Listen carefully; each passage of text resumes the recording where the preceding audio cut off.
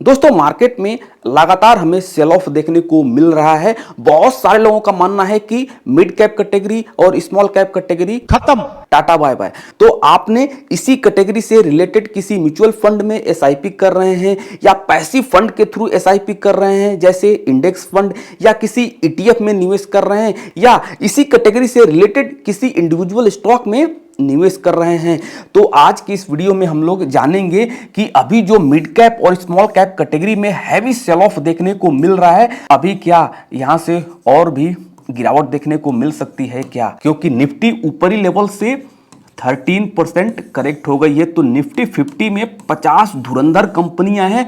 देख सकते हैं कि ये पूरा बास्केट ऊपरी लेवल से 13% करेक्ट हो गया है। तो मिड कैप और स्मॉल कैप में भैया ये गिरावट रुकेगी या नहीं रुकेगी, तो इसको हम लोग डिटेल में डिस्कस करेंगे। और हम लोग ये भी जानेंगे कि जिन लोगों ने इस कैटेगरी में इन्वेस्ट किया है उनको बने रहना चाहिए या भैया सही समय है सब कुछ बेच के निकल जाना चाहिए। उसके बाद से डिस्कस करेंगे कि भैया मार्केट में सेल ऑफ देखने को मिल रहा है और निफ्टी का P20 के नीचे पहुंच गई है, तो बहुत सारे इन्वेस्टर जो है लमसम करने के बारे में सोचते हैं। तो क्या ये सही समय है लमसम करने का? अगर सही समय है लमसम करने का तो कौन सी कैटेगरी बेस्ट रहेगी लमसम करने के लिए, तो वो भी मैं आपको बताने वाला हूं। और लास्ट में मैं आपको एक बोनस बताने वाला हूं। अभी जो भी मार्केट में गिरावट देखने को मिल रही है, जो मैं आपको ये बोनस बताऊंगा अप्लाई करिएगा। जो भी आप इन्वेस्टमेंट करते हैं उसमें आपको बिल्कुल बेनिफिट मिलेगा ही मिलेगा, अगर आप लॉन्ग टर्म इन्वेस्टर हैं तो।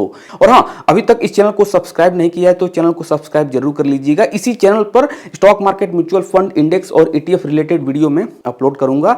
अब हम लोग बिना किसी देरी के वीडियो शुरू करते हैं। तो पहले हम डिस्कस करते हैं कि मार्केट में गिरावट क्यों देखने को मिल रही है, तो इसको मैं जल्दी से आपको बता देता हूं। पहला पॉइंट है भैया एफआईज की सेलिंग। ये एफआईज की सेलिंग जब तक रुकेगी नहीं, आपको देखो मार्केट में वीकनेस देखने को मिलेगा ही मिलेगा, क्योंकि एफआईज वाले 10 लाख, 20 लाख, 50 लाख निवेश नहीं करते हैं, मोटा पैसा निवेश करते हैं। देख सकते हैं कि इंडियन मार्केट में इनका 20% का पार्टिसिपेशन है, लेकिन ये घटकर अभी 16% हो गया है। तो इसी से अंदाजा लग रहा है कि ये लोग दबा के सेलिंग कर रहे हैं। तो एफआईज वाले सेलिंग कर रहे हैं, इसके बहुत सारे रीजन है। जैसे प्रीवियस वीडियो में मैंने आपको बताया था कि रुपीज में हमें गिरावट देखने को मिल रही है। तो एक बार हमारा रुपीज यहां पर स्टेबल हो गया तो एफआईज वालों का हाथ भी यहां पर स्टेबल हो जाएगा। समझ रहे हैं? ये इसलिए सेलिंग कर रहे हैं क्योंकि करेंसी में गिरावट देखने को मिल रही है। और जो तीसरा रीजन है ट्रंप, तो भैया अभी ट्रंप देख ही रहो आप लोग की टैरिफ को लेके सारे कंट्री को अभी धमका रहे हैं ट्विटर से। तो अभी ये चलेगा। तो मुझे पर्सनली जहां तक मुझे लग रहा है कि ये इनके टर्म में 2 से 4 साल तक मार्केट में वोलेटिलिटी रहेगी। इसीलिए मेरा ये पर्सनल मानना है कि एक इन्वेस्टर को पूरा बास्केट खरीदना चाहिए और अपने पोर्टफोलियो को डाइवर्सिफाइड करने के बारे में सोचना चाहिए। तो ये ट्रंप फैक्टर तो देखो रहेगा ही रहेगा। और फोर्थ जो रीजन है कंपनियों का Q3 का पुअर रिजल्ट, इसीलिए यहां पर एफआईज वालों को भी अच्छा नहीं लगा और हमारा ये जो स्टॉक मार्केट है इसको भी अच्छा नहीं लगा। तो जो नेक्स्ट क्वार्टर है Q4, इसको मार्केट वॉच कर रहा है। अगर Q4 का रिजल्ट अच्छा नहीं रहा तो मिड कैप और स्मॉल कैप में और भी आपको गिरावट देखने को मिल सकती है। इवन दो जो लार्ज कैप कंपनियां हैं उनमें गिरावट देखने को मिल रही है, तो ये तो मिड कैप और स्मॉल कैप ही हैं। और मैं आपको ऑलवेज बोलता हूं कि मिड कैप और स्मॉल कैप में जब भी आप निवेश कर रहे हैं तो रिस्क देख लीजिए, क्योंकि जब भी मार्केट में गिरावट आएगी तो मिड कैप और स्मॉल कैप ज्यादा खून के आंसू रोते हैं। अगर ये ज्यादा छलांग लगाते हैं जब मार्केट में तेजी आती है, तो वाइस वर्सा है, जब गिरावट आती है तो रोते भी जाता है, और जब मार्केट में रिकवरी आती है तो हंसते भी जाता है। और मिड कैप और स्मॉल कैप में एक और भी रीजन है, वो है वैल्यूएशन। अभी देख सकते हैं कि 2-3 साल से जिन कंपनियों का फंडामेंटल सही नहीं है, डेट ज्यादा है, मार्केट शेयर कुछ नहीं है, कैश फ्लो निगेटिव है, वो भी दौड़ लगा रही है, वो भी सिक्सर मार रही है। तो वैल्यूएशन भी काफी ज्यादा रिच हो गया था इस कैटेगरी में, राइट। तो ये 4-5 रीजन है जिसकी वजह से यहां पर स्मॉल कैप और मिड कैप कैटेगरी में गिरावट देखने को मिल रही है। अब हम बात करते हैं कि क्या करें भैया, होल्ड करें या एग्जिट करें। तो पहले हम बात कर लेते हैं स्टॉक्स की। तो देखो, अगर आप किसी इंडिविजुअल स्टॉक में निवेश कर रहे हैं तो ऑलवेज मैं आपको बोलता हूं कि अगर आपके पास टाइम है, एक्सपर्टीज है, तब आप इंडिविजुअल स्टॉक में निवेश करिए, कोई दिक्कत नहीं है। तो अगर आपने किसी मिड कैप या स्मॉल कैप में निवेश किया है और आपने सॉलिड पोर्टफोलियो क्रिएट कर रखा है अलग अलग सेक्टर से, और अपने पोर्टफोलियो को हैज भी किया है, और आपका इन्वेस्टमेंट होराइजन लॉन्ग टर्म है, तब तो कोई दिक्कत नहीं है। लेकिन कंपनी का फंडामेंटल और बिजनेस अच्छा होना चाहिए। ऐसा नहीं कि कंपनी का फंडामेंटल सही नहीं है और आपका इन्वेस्टमेंट होराइजन 10 ईयर्स है, तो भैया 10 क्या 20 साल भी होल्ड कर लो, उस कंपनी से कुछ मिलने वाला नहीं है अगर कंपनी का फंडामेंटल बिजनेस सही नहीं है। लेकिन कंपनी का फंडामेंटल सही है, आपने रिसर्च करके निवेश किया है और आपको लग रहा है कि नहीं ये कंपनी आने वाले दिनों में अच्छा करेगी, तो बिल्कुल मार्केट में पहली बार तो है नहीं कि गिरावट है, राइट। अब हम बात करते हैं एसआईपी इन्वेस्टमेंट की। तो कोई भी इन्वेस्टर अगर small cap, mid cap, flexi cap category में निवेश कर रहा है तो उसको क्या करना चाहिए, पहले रिस्क देखना चाहिए। अभी देख सकते हैं कि बहुत सारे लोग एसआईपी कर रहा है, क्या देख के, रिटर्न्स। और रिटर्न्स किस में ज़्यादा मिलता है, small cap, flexi cap, mid cap में। तो मैं आपको ऑलवेज बोलता हूँ कि रिटर्न्स के साथ साथ रिस्क इन्वेस्टमेंट होराइजन भी देखिए। तो बहुत सारे लोगों ने यहाँ पर रिस्क नहीं देखा और जाके मिड कैप और स्मॉल कैप, फ्लेक्सी कैप में निवेश कर दिया, और देख सकते हैं कि लास्ट 1 ईयर से स्मॉल कैप 97% म्यूचुअल फंड ने यहां पर निगेटिव रिटर्न्स दिया।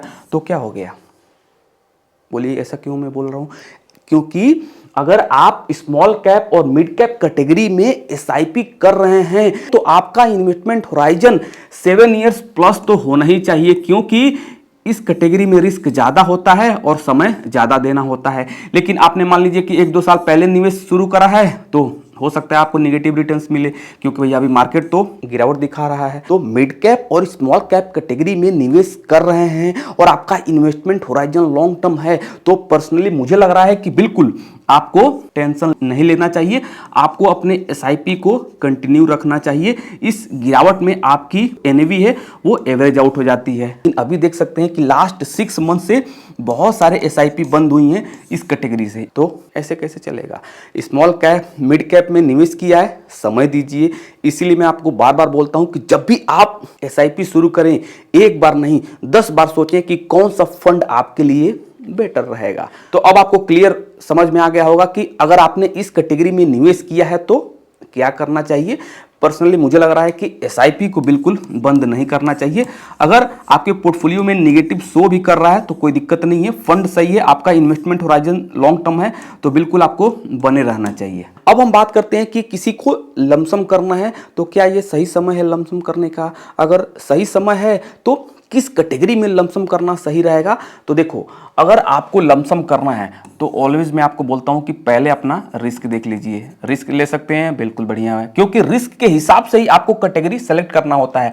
और आपका इन्वेस्टमेंट होराइजन क्या है, आपका इन्वेस्टमेंट होराइजन बिल्कुल क्लियर होना चाहिए। अगर आपका 2 महीना 3 महीना है तो नहीं, इक्विटी में मत निवेश करिए, डेट फंड में निवेश करिए, वो आपके लिए सही रहेगा। और तीसरा है इंस्टॉलमेंट। ये इंस्टॉलमेंट क्या है, जैसे मान लीजिए कि आपको 1 लाख निवेश करना है तो इसको 3 पार्ट में कर लीजिए भैया। 1 लाख अभी 50,000 50,000।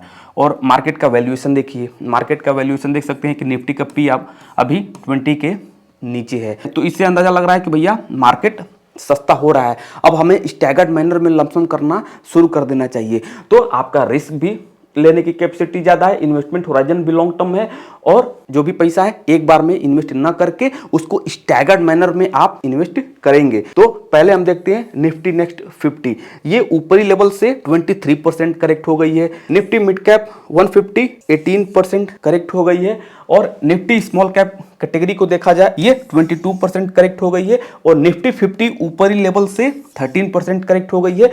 तो एक इन्वेस्टर यहाँ पर क्या करेगा बताइए, देखेगा कि कौन सी कैटेगरी में ज़्यादा गिरावट देखने को मिल रही है। अगर पैसिव फंड में निवेश कर रहा है, बहुत सारे एक्टिव फंड भी हैं, तो आप अपने रिस्क के हिसाब से सेलेक्ट कर सकते हैं। सिर्फ मैं आपको यहाँ पर सिखाने की कोशिश कर रहा हूँ कि कैसे आपको फंड सेलेक्ट करना चाहिए जब भी आप लमसम प्लान करें। तो एक स्मार्ट इन्वेस्टर क्या करेगा बताइए, जैसे मान लीजिए कि 1 लाख है तो बहुत सारे लोग ये करेंगे कि भैया 50-50 कर लेते हैं, 3 इंस्टॉलमेंट तो करेंगे ही, लेकिन इसमें भी 50-50 कर लेते हैं। 50 लार्ज कैप में रखते हैं और 50 यहाँ पर नेक्स्ट 50 या 20% इसमें कर लेते हैं, 30% नेक्स्ट 50 में और 20% यहाँ पर निफ्टी स्मॉल कैप में, और 50% लार्ज कैप कैटेगरी में निवेश करते हैं अपने रिस्क के हिसाब से।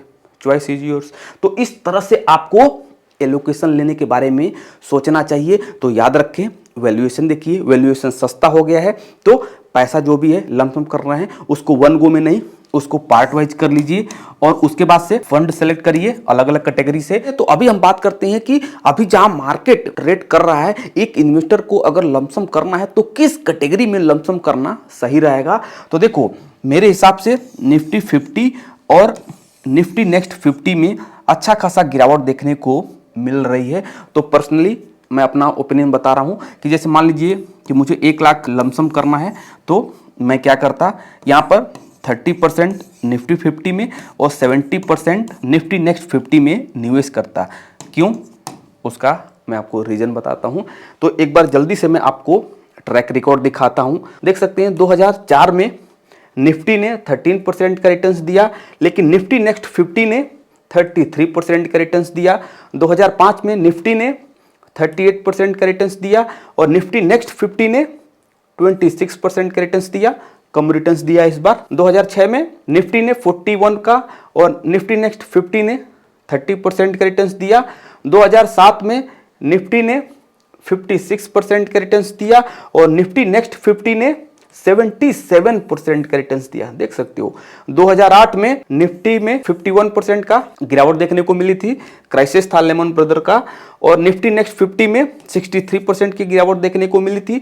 2009 में जब मार्केट में रिकवरी आई तो निफ्टी ने 77% का रिटर्न्स दिया और निफ्टी नेक्स्ट 50 ने 130% का रिटर्न्स दिया, देख सकते हो। निफ्टी नेक्स्ट 50 जो है ऑलवेज निफ्टी 50 से बेटर परफॉर्म करता है। देख सकते हैं कि निफ्टी 50 ने यहाँ पर कम रिटर्न्स निकाला है, लेकिन निफ्टी नेक्स्ट 50 ने 2-3 साल का नहीं, मैंने आपको दिखाया ना, यहाँ पर देख सकते हैं 15-20 साल का रिकॉर्ड दिखा दिया। तो इसीलिए जब भी आप बास्केट खरीदें, देखो मार्केट में गिरावट आए अच्छी बात है, लेकिन अगर आपको बास्केट सेलेक्ट करना है तो अपना रिस्क और गोल को देखते हुए आपको कैटेगरी सेलेक्ट करना है, फंड सेलेक्ट करना है। तो यहाँ पर सिर्फ मैं आपको सिखाने की कोशिश कर रहा हूँ, अपना रिसर्च जरूर करिएगा। 1 लाख निवेश करना है तो मैं 30% निफ्टी में और रिमेनिंग निफ्टी नेक्स्ट 50 में, और ये भी 1 लाख को वन गो में नहीं, इसको 3 पार्ट में और स्टैगर्ड मैनर में निवेश करके समय दूंगा। लेकिन अगर मेरा इन्वेस्टमेंट होराइजन 2 महीना, 5 मंथ या 1 साल है तो अभी इक्विटी में मैं निवेश नहीं करता। अगर आपका इन्वेस्टमेंट होराइजन 5 ईयर प्लस है तभी इक्विटी मार्केट में आइए। और लास्ट में मैं आपको बोनस बताने वाला हूं। तो देखो, अगर आप किसी म्यूचुअल फंड में SIP कर रहे हैं तो SIP करते रहिए, आपको SIP बंद नहीं करना चाहिए। अगर आपने SIP बंद कर दिया या एग्जिट कर दिया तो कि इससे क्या होगा बताइए, NAV जो अभी सस्ते में मिल रही है वो नहीं मिलेगी। तो SIP को कंटिन्यू रखना चाहिए और आपके पास सरप्लस मनी है 2000, 3000, 5000, तो इस गिरावट में जिस भी फंड में आप SIP कर रहे हैं उसी में लमसम कर दीजिए, जो भी आपका गोल है। तो SIP को कंटिन्यू रखना चाहिए और बीच में लमसम कर दीजिए। फिर देखिए लॉन्ग रन में यही जो अभी बीज लगा रहे हैं, बाद में यही एक ट्री बन जाएगा और फिर आपको यहाँ पर पैसा देगा। तो भैया पैसा बनता है लेकिन समय देना पड़ता है। तो अगर आप सही टाइम पर इन्वेस्टमेंट कर दिया तो बिल्कुल आप पैसा बना सकते हैं, लेकिन मार्केट की तेजी में जाके आपको इन्वेस्ट करना है और जब गिरावट आती है तो एग्जिट करते हैं तो फिर पैसा नहीं बना पाएंगे। आई होप आपको अब क्लियर समझ में आ गया होगा कि एक इन्वेस्टर जो अभी मिड कैप, स्मॉल कैप या माइक्रो कैप में निवेश कर रहा है थ्रू SIP, उसको क्या करना चाहिए। SIP को छेड़छाड़ मत करिए, मत देखिए। जो भी आप SIP कर रहे हैं उसको कंटिन्यू करिए और 4-5 साल के बाद देखिएगा वो आपको निराश नहीं करेगी। आशा करता हूँ ये वीडियो को पसंद आई होगी। वीडियो पसंद आई तो वीडियो को लाइक जरूर करिएगा। मिलते हैं किसी दूसरे वीडियो में। Thank you.